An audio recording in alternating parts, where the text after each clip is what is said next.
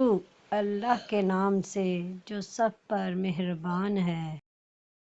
حضرت انس رضی اللہ عنہ بیان کرتے ہیں، جب فجر طلوع ہو جاتی تو نبی صلی اللہ علیہ وآلہ وسلم حملہ کیا کرتے تھے اور آپ بڑے غور سے اذان سننے کی کوشش کرتے۔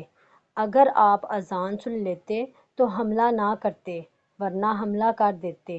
ایک مرتبہ آپ نے کسی شخص کو اللہ سب سے بڑا ہے، اللہ سب سے بڑا ہے کہتے ہوئے سنا تو رسول اللہ صلی اللہ علیہ وآلہ وسلم نے فرمایا، وہ شخص فطرت دین پر ہے۔ پھر اس شخص نے کہا، میں گواہی دیتا ہوں کہ اللہ کے سوا کوئی معبود برحق نہیں۔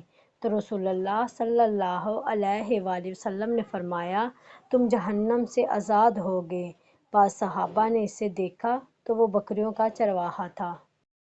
اللہ تعالی ہمیں حدیث مبارکہ پر عمل کرنے اور اپنی زندگیوں کو سنوارنے کی توفیق عطا فرمائے، آمین۔